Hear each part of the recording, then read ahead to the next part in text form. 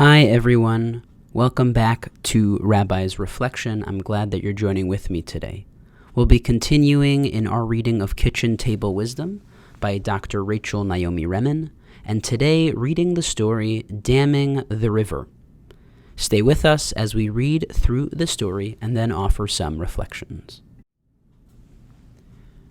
At the beginning, I reacted to suffering and limitation with rage. At 15, when I had become very ill, I needed to consult my disease on the simplest matters. Would it allow me to eat a piece of cheese? Did I have the strength to walk up this flight of stairs? Would it be possible to sit through the movies without needing to leave because of agonizing stomach pains? The authority of this disease would brook no argument from me. It still shapes my life, but with a far lighter hand. Perhaps only an adolescent can feel the sort of rage I felt then. I hated all the well people, hated the side of my family that had passed me these genes. I hated my body. I was in this state of rage for almost 10 years. Shortly before my final year of medical training, things changed. I had been offered the opportunity to be senior resident at a fine training hospital, yet I barely had enough strength to do the work I was presently doing. Here was one more dream stolen. That afternoon, I drove to the old beach house that had been given to our hospital for the use of the faculty and staff. In turmoil, I walked wearily along the water's edge, comparing myself to others my own age, people of seemingly boundless vitality. I came up wanting. I remember thinking that this disease had robbed me of my youth. I did not yet know what it had given me in exchange. In response to these painful thoughts, a wave of intense rage flooded me, the sort of feeling I had experienced many times before. But for some reason, this time I did not drown in it. Instead, I sort of noticed it go by, and something inside me said, "You have no vitality? Here's your vitality." Shocked, I recognized the connection between my anger and my will to live. My anger was my will to live turned inside out.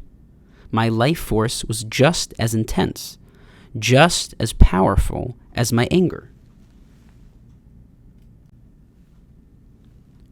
But for the first time, I could experience it as different and feel it directly.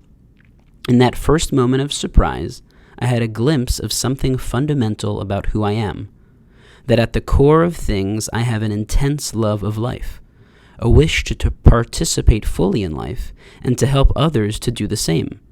Somehow this had grown large in me as a result of the very limitations that I had thought were thwarting it, like the power of a dammed river. I had not known this before. I also knew that in its present form, as rage, this power was trapped.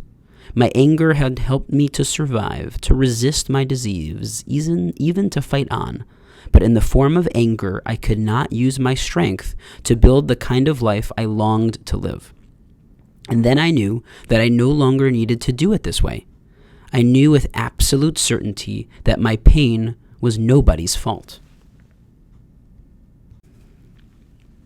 That the world was not to blame for it. It was a moment of real freedom. I took that job. When things got rough, I asked others for their help. I had been too angry and bitter to do that before. It was a very important year. Many years later, in a class on Ayurvedic medicine, I heard this sort of experience given a theoretical basis. Ayurveda suggests that there is a difference between energy, an energy pattern or energy form, the container through which a person's life energy is flowing at any given moment, the shape of their energy, as it were. The energy form is anger or sorrow or joy or disappointment, but the energy itself is the qi, or the life force. In Chinese, the words for becoming angry, shen qi, mean generating the qi, or increasing the life force. I still get angry sometimes, but in ordinary ways. My anger does not begin to compare to the rage that was my life companion for all those years. That rage served me well. It defended my integrity. It said no to the limitations of my disease, but something else would be required to say yes to my life. This is one of the stories where Dr. Remen shares personally about her own life. If you've been following along as we've read through these stories, we've caught glimpses of them every so often. Most recently, we learned about her parents and her parents' inability to let go. But this time, we learn a little bit more about Dr. Remen, and we learn a little bit more about her pain and her suffering as an adolescent and a young adult from her own disease. I believe it was Crohn's, but I'm not exactly sure. But it was something to do, I think, with her digestion and ability to intake food and then hold on to it. Because she talks about what can she eat, or can she sit in a movie for a particularly long time without having to go to the bathroom. And she speaks about the anger that she feels. It's so refreshing to hear someone talk about their anger, to hear someone talk in an eloquent way about what frustrates them, what keeps them from feeling like they can succeed in life. And yet, against all odds, it seems like Dr. Remen does succeed, and she becomes a pretty great doctor. And the story opens up with her being appointed as a senior resident, seemingly the next kind of step in her medical career. And she comes to a moment where she questions herself if she's physically capable of doing this. And so she takes a moment to kind of, for introspection, to kind of feel for a moment what that might be like, to get frustrated, to be angry, to say, so many other people in my situation could be doing it and could be doing it so much easier, so why does it have to be so difficult for me? She has this intense rage, which she said she's encountered before, but this time as she's been thinking it through, she realizes that rage itself is the vitality in her life. She's looking around and saying, why can't I be like everyone else with so much energy to do and to be able to accomplish?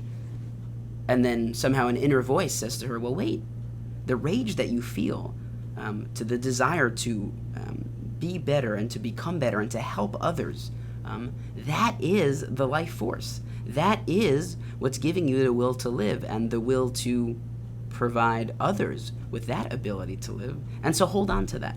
It's somehow taking that energy, as she said, and kind of re-examining it. So in one way you could see it as anger, and it can kind of just stick in you and weigh you down. But if you take that energy and you package it in another way, and you realize it's a part of what is driving you to do your work, perhaps that can allow you to move on in different ways.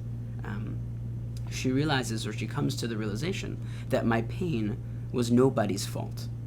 I think that is such a key part in all of our healing, is to realize that at a certain extent, what I am inflicted with, what causes certain limitations, is not my fault. And then it is up to us to figure out how we want to best move forward, how we can use that life force, as she says, from the Indian traditions, the Ayurvedic tradition, the chi, to be able to use that life force, to tap into it, to continue to do the wonderful work that each of us does. So I hope we examine this week, as we reflect, we examine the life force that's within us. What is it that drives us? What is it that gives us joy? What is it that makes us sad or makes us angry? And to tap into that place and to recognize that power and to be able to use that power for good and for blessing. Have a great week.